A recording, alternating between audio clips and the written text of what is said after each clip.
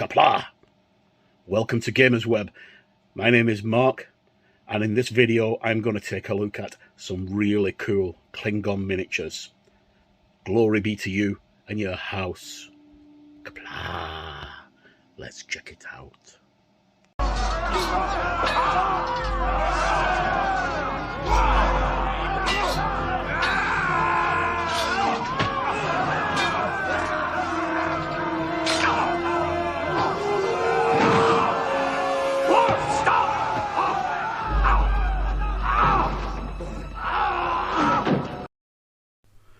Okay, so I'm going to head over to the Ravenex Studios Gumroad page, and here we can find all of the really nice files that Daniel's done. They normally are 146 and 164 scale, so that's basically 40k scale and Star Wars Legion scale, so slightly bigger than your 28mm. And we've got all the usual things here. So we've got his distributors. If you want to get the prints in resin, they'll be printed for you, or you can go to Shapeways as well and get it from Shapeways. And then we've got the actual prints here on the bottom. Okay, so we've got the latest ones, which are like the Dominion, the Rothakan crew, the Eclipse bundle, more Rothakan Cardassian Union, Starfleet away teams 2 and 3, Star Wars Legion aliens. There's quite a lot of models, tanks, Imperial gunners, fleet troopers for Star Wars. But what we're concentrating on is this one here, which is the Klingon Bird of Prey crew. And the bundle comes in at where are we? $9.50, which is not very much at all for all these lovely pickers. So there's like 10 models altogether. And if you click on the actual image, you can scroll through them. So we've got like an officer with a backleth and a disruptor. Then we've got a female officer with a backleth and a disruptor. We've got a male officer with his hands behind his back. There's a female officer with her hands behind her back. Male officer with a disruptor. So it keeps on going down. Female officer, female with backleth, male with 2 mechleths, male with a disruptor rifle. I've actually gone, it's one of those images I've not clicked on for some reason. Let's try that one. There's a male with a, oh, we've gone with that one, haven't we? Yes. Alright, but if you look on the actual bundle here, there's a couple of images that aren't showing up. So we've got what looks like a young guy there with a disruptor pointing down. There's one with 2 disruptors, which is that one. There's one with 2 mechleths out. There's a female version of that one. That's the female version. But anyway, so what you do is you add that to your cart, go to your cart, and then we will go from there. So the set contains a Klingon general, 2 noble officers, a lady of the house, and 9 Klingon warriors, 3 females and 6 males. They're designed for use with Star Trek Rangers role-playing game or any other game that you can think of. They all come supported as well as unsupported. They're 32mm and also 1/47mm, which is Star Wars Legion scale. Okay.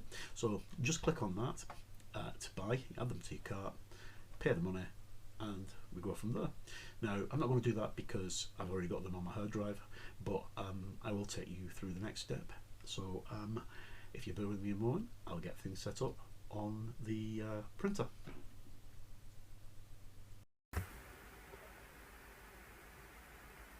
Okay, so downloaded all the files onto my PC, and there's one of my drives that's got a lot of my STLs in it. I've gone to the Ravenex folder, and this is where I've saved them. And I've got lots of stuff from Daniel here. I've got my Klingon Bird of Prey bundle, and I've got pictures and all sorts of stuff in here. So in the Klingon Bird of Prey bundle, you've got all the images. We'll show you those, what they look like. And that's the images of all the models that we get. So you've got the Klingon female, 2, 9, 1, 5, general, male general, Klingon warriors, It doesn't show the officers. Well, there's the officer. Officer 8 and Officer 9. So, really cool models. So, and if we go back up again, you'll see that I've got supported and unsupported models. So, obviously the unsupported come in both 32 and Legion scale, and then the supported also come in 32 and Legion scale. Printed them at 32mm because that's what everything else works with, and I'm just to show you that all the files are supported. So need to import those into my slicer so I can get them on the PC. I've already done that to save time. So what I've done is I've imported them into G2 box, and they're ready to be sliced and go on my Elegoo Saturn 2. Right, so I'm just gonna slice that now, and it shouldn't take very long because it's quite an easy files to slice. There's nothing really difficult about the files, and G2 box handles it quite well. So once this is sliced, it'll give us a rough estimate of how long it's going to take on the Saturn 2, and then we can get this transferred onto a USB into the printer and let the printer do its job. I think it's probably about 3 hours and 5 minutes or something like that. Might be slightly longer, depending on the supports, obviously. Now I've got them spaced out quite a lot because I don't want to have too much tension on my FEP. And what I might do is, once I've actually sliced this and seen how long it's going to take, I might go back and fill the build plate up with some more models, because Daniel sent me some Cardassians and the... Okay, so that's the Star Trek models printed. Just finished now, and it looks like everything's come out perfectly. It doesn't look like there's any flaws. This printer is fantastic. I really love this printer. Right, okay guys, so what I'm going to do now is I'm going to get these all cleaned up, and I'll undercoat them, and we can have a look at them. As you can see, I did print out the Cardassians as well as the Klingons, so I decided to fill the build plate out. So give me a few minutes. I'm just going to put this back on here so I don't drop it and break my printer. It's not easy to do because it's a very heavy build plate. But anyway, right, so forget it, I'll do it in a minute. Right guys, I'll be right back. Okay folks, as you can tell, I kind of cocked up. I haven't got the pictures of the video of the primed miniatures, or photos of the primed miniatures. So here are just photos of the miniatures before I actually primed them. For some reason, the video that I took didn't actually work properly, and I didn't check it before I started painting the models, like an idiot. So I just jumped straight in and painted the models. But anyway, as you can see from these pictures, the prints, they all turned out really, really nicely. I did break one of the mat clefs on one of the figures, and also broke one of the disruptors when I was actually taking them out to be undercoated by dropping them, because again, I'm an idiot. But you know, these things happen. They're quite brittle, because resin prints tend to be quite brittle. But I managed to salvage both of them, and it was only a slight break on the Matlef, and I've converted the disruptor into a next gen phaser. So there's no big loss there really. As you can see from the detail in the photos, there's a lot of detail on these models. Daniel's done a fantastic job. The one that's currently showing, the Battlef, is one of my favourites. I really like that miniature. So much so that we're going to paint that one in a little while. So I'm just going to leave the video to run now until the end of these, and then what we're going to do is I'm going to jump onto the painting area, and I'm going to show you how I quickly painted one of my Klingons, and then we'll go through the entire gang when they're all done. So please stick with me, and thanks very much.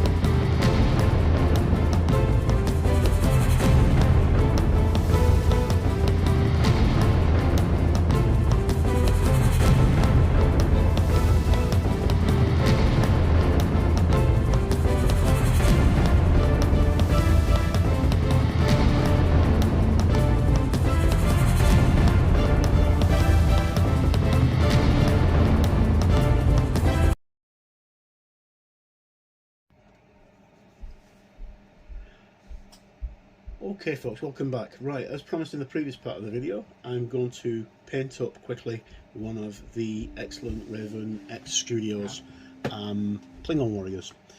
This is one of the female warriors with a disruptor pistol on a back left. Really nice model. I've primed this in white. The white that it's been primed with is from Holford's. It's just a car primer. You could of course use a brown or a neutral colour or a black or a grey, but as long as you get a primer down, that's the best thing. I've not tried doing any zenithal or any under painting, such as painting it black then dry brushing it white and grey in the slap chop method, or underpainting method as it's properly known as. Instead I've just opted for a white undercoat because I was undercoating other miniatures at the time. Okay, so just move the model aside for the moment. What I'm going to concentrate on, we're going to be painting using a mixture of paints from Citadel and Vallejo. So predominantly it's going to be contrast paints. So Black Legion and Basilicarnum grey, and of course Space Wolves grey. They're three of the main colours that I'm going to be using. Then I've also got a traditional black from Vallejo, and for the flesh tones I've got burnt umber, which I find works really good for Klingon flesh tones. And then for the that's also for the disruptor. Actually I have to tell a lie, it's not for the disruptor at all. For the disruptor I've got Gore Grunta fur for the handle part of the disruptor, then also Blood Angel's red for the muzzle of the disruptor, and then Leadbelcher for all the metal parts. And after everything's all been painted, we'll go over things with an Agrax Earthshade. So let's crack on. Okay folks, welcome back. Right, as I mentioned previously, I've just gone through the list of the paints that I'm going to use. If there's any extra paints, I'll add them in. But what I'm going to start off with is a coat of Basilicarnum grey. This is a contrast paint from Citadel and Games Workshop, and what I'm going to do is I'm going to add this to all the areas that I want to be grey on the model. So these are going to be the armour mainly, and I'm going to keep the trousers and the undersuit in a different colour of grey. I think I might do them black. Yeah, okay, so basically just make sure that your pot's shaken up, get some on your brush, and then just basically it's a question of putting this wash all over the areas we want to paint, which is going to be these areas here, like this. Now previously I did this using a different shade of grey. I used an army painter paint, which I'm not very keen on, and I ended up going over it with a black wash after black wash to try and tone it down a little bit, because it wasn't the right colour. I like to make it a bit darker, not tone it down. Okay, so but for this one I'm just going to use this Basilicarnum grey. Okay, so you place the Basilicarnum grey over all the areas that I want to do grey. Now I know there's a tendency to paint from light to dark, but I can't really work that way. My brain won't let me, so I'm painting from dark to light, which is the way that I was taught to paint. I mean, I could be wrong, but that's the way I was taught to paint. Now, it doesn't matter too much at the moment about making any mistakes, because we're only on our first coat and everything else can be tidied up. And if we look at the model's arms, she doesn't have an undervest on, so we just paint that in the flesh tones. So we won't be painting those in Basilicarnum grey. So just leave her there for a moment, and that is the first coat done, because I'm just doing the one coat on her, which is going to be the Basilicarnum grey. Okay, so the best thing to do with contrast paints is to leave them to dry completely. If you notice that there's any little tiny gaps that you've missed, you can touch them up quickly. But there's also a problem that sometimes you shake up the bottle of contrast, and when you go back to it, it doesn't match what you've just previously done. So try and get it all done in one go if you can. But as you can see on the miniature, I'll just bring it closer to the camera. As you can see, she's more or less got everything done on the shade. Hold on. There, so all the greys have been shaded in, including her collar. Right, so we'll move on to the next colour, which is going to be, I think it's going to be, what was it? Yes, we'll go for that Black Legion. So again, we're going to shake up my Black Legion. This is a really good contrast paint. This is one of the best paints that GW do for the contrast. And with this one, I'm going to paint in all of the details of her hair, which is easy for me to say because of my accent. It sounds stupid. But I'm going to be slightly careful here because I don't want to get any on her face. But I'm going to do her in this black, and then I may, depending on how it dries, have to go over it with another coat, or even go over it with a normal black, depending on how it looks. The motion on these is brilliant. She's actually running and her hair is actually flowing off the back of her uniform. Now, I don't go for this sophisticated stuff that a lot of painters and modelers on YouTube tend to go for, and have painting handles from Games Workshop or Army Painter or whichever company they're really fond of promoting. I just use what I've got at hand, and as such I'm using one of the Rooks that came with my printer that is a test print. I've got dozens of these, and they're ideal as painting handles because they let me to turn the model upside down and left to right and get close in on all the detail. Okay, right, so that's very quickly the first coat done of Black Legion. I can't really see if there's anything missing. Nope, looks all right to me so far.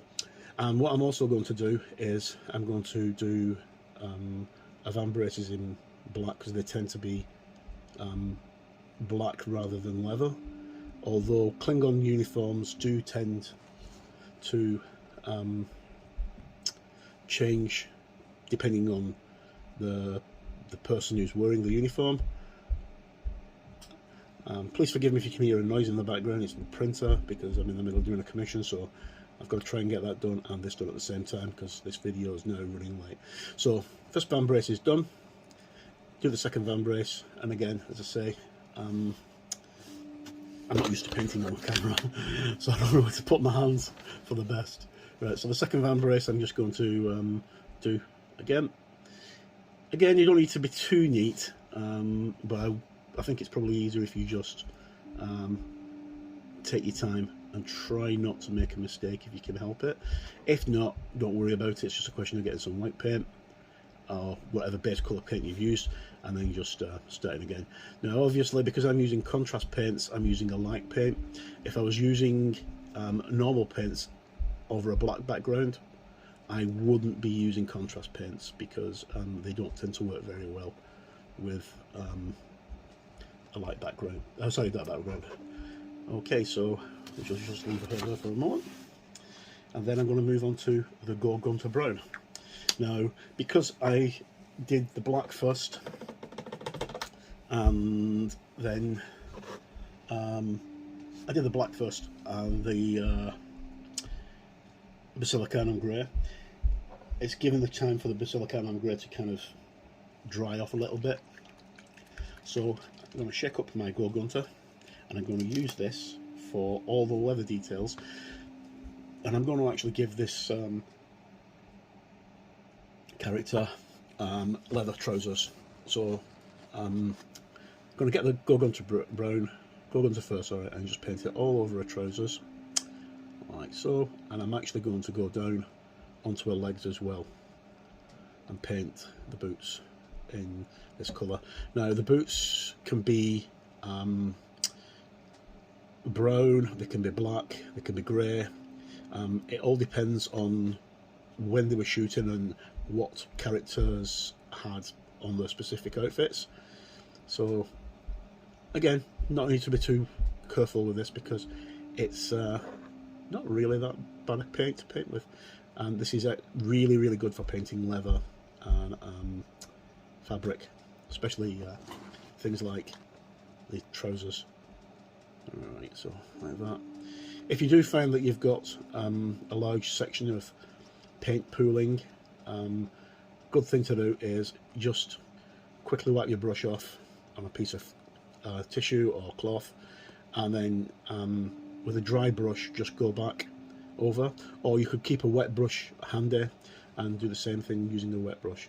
Now, I'm not very good at organising things, so I don't tend to have that kind of thing on handy.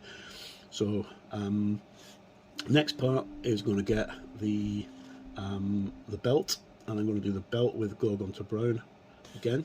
Now this time I'm going to be using a slight bit on my brush, on the tip of the brush, rather than dipping the brush in, to try and get a good effect like this, and then go all the way around and just cover on the belt. Now I'm trying to avoid the rest of the model if I can. Got a little bit missing there we go, like that. So that looks alright. There's a little bit here that can be tidied up, but I can tidy that part up when I come to it. And the final part with the Grunta, I'm going to do the top part of the back left, which is the wrap that goes over the blade, and I'm just going to do that using the Grunta, which I do really like. It's a very nice colour. Right, like that.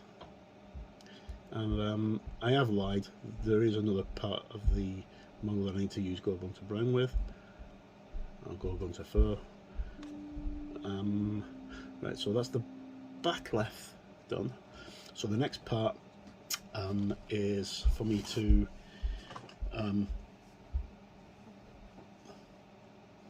paint the handle on the stock on the disruptor. So if we look at the actual model, the disruptor stock part needs to be more or less all the same colour as the trousers and the belt and things. So I'm going to use a little bit of paint again, not very much, and again I'm just going to turn this over gently and paint that part. And you need to paint underneath the barrel as well. Don't worry if you get too much on, you can always sort that out when you come to do the metallics, like that.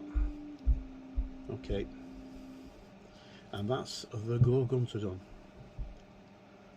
Okay, so I'm going to leave that to dry for a moment, and then I'll be back in a moment and we'll carry on with the rest of the model. Okay, right, so I've left that to dry for a little while, probably not long enough, but we'll see. So my next paint of choice to use is a Vallejo paint. So this one is burnt umber. Of course you could use any umber colour or such if you wanted to. I'm just going to add some of this onto my palette. So I only use a palette for when I'm painting off camera normally, but because of the nature of this paint I've got to use a palette. Okay, so I'm going to use this to do all the flesh tones. So pick up the figure again, and then just, because this is already thin, because it's an airbrush paint, it goes on really nicely, and as you can see it covers the face very well, like so. And she's beginning to look a little bit more like a Klingon now. And then we're going to do her hands.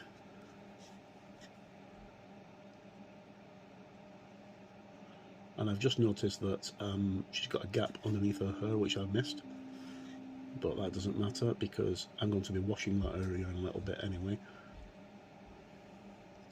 Like that, underneath her arms, because of course she's not wearing an undersuit. Like so, a little bit more on the other arm, and then the other hand. Now this colour is very, very similar to Gore Grunta, but it dries slightly darker. Right. Okay, let's give her a little bit there because she's got a bit showing, and that should be alright. Okay, so that's all our basics done. Now it's just a question of doing all the rest of the bits that we need to get out of the way. So for that, I'm going to use everybody's favourite Leadbelcher. Actually, it's not everybody's favourite. Everybody's favourite tends to be Agrax, Earthshade or Null Oil. But unfortunately they've changed the formula of both of those, so they don't work as well. So I'm going to use Leadbelcher from Citadel, and we use this for all the metallic parts. So trying to avoid the bits that I've already painted. So I'm going to paint her back left like that.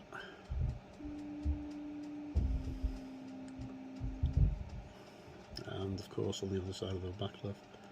Now I have noticed that I've missed the inside of her hand out, but that's because I'm rushing, and I'm just going to turn the model over and do that in a second with some of the burnt umber that's on my palette. Okay, and then the next part I'm going to do is the barrel on the disruptor, very, very quickly, because I'm not the best painter, I can't see very well to paint, and do the nozzle of the disruptor, do the actual barrel on the gun in that colour, and that looks alright, that's not too bad. Final bits of metal that need to be done is a dagger in a scabbard. You can leave the hilt, or you can paint it, and then her badge that's on a belt buckle, which is a Klingon Defence Force insignia. And then if we look onto a uniform here, we have a detail that needs to be silver, and then it has a little bit of like a brassy gold colour in the middle.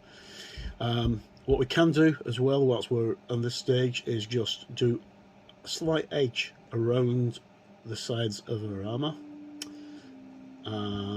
like so. So it just basically goes on the edges of the piping. And then finally, one last detail is the ridges that run down the back of the model itself. They're meant to be silver, and there should be a couple of lines of silver that go underneath the hairline. Okay, so that's all the silver pieces done, like that. Yep, that's all the silver pieces done. So I'm beginning to get there now, and we're about 16 minutes and I've almost painted the model. That's including trying to take videos at the same time. So next paint is going to be slight drop of Blood Angel's red contrast paint, and we only need a little bit of this because you don't need very much, and I'm just going to do this on the barrel of the gun because that's meant to be, sorry, on the muzzle of the gun, because that's meant to be a red colour, and like that, and on the top, there we go.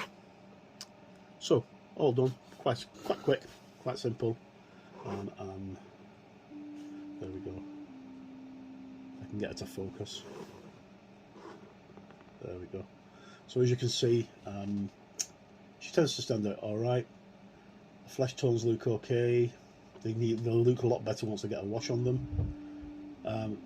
The trousers, I might actually change the trousers. So what I'm going to do is, because the trousers are matching the boots, and I'm not very keen with that, I'm going to actually change the colour of the trousers.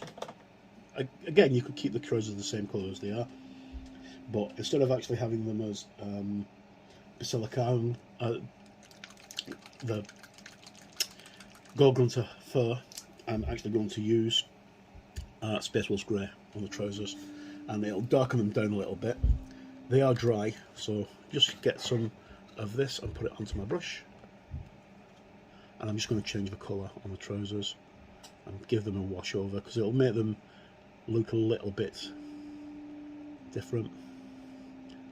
And once it's dry, I'll come back and examine it again. If I don't like it, I'll just paint them black.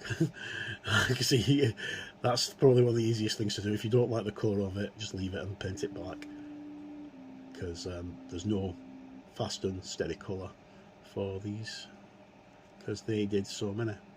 Right, okay, so leave all that to dry now, and then we'll come back in about half an hour after it's all dried, and we'll see whereabouts we're up to.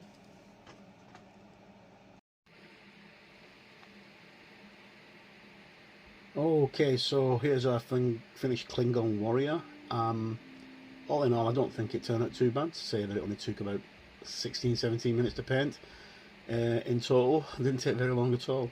So what I'm going to do is I'm just going to take a quick montage of all of these files and attach it to the end of the video, and you can see what your finished group will look like. All it remains to me do now is to say thank you for you to tuning in, and also to thank Daniel Chambers from Revenex Studios for the files. And if you want to support Daniel, the links are in the description below, and I'll try and put one in a banner if I can get the banner to work, which I don't often, because unfortunately I don't have very many subscribers. I've got about 250 subscribers, and to actually get all the cool toys and stuff on YouTube, you need to have a lot of subscribers. You need to have over 1,000. So if you watch this, please subscribe. It'd be very nice. And I know that things were going fairly okay. Okay, as always, I've been Mark. Thank you for tuning in, and no matter where you are in the world, please stay safe, look after yourself, and we'll hopefully catch you again on Gamers Web very soon. Bye.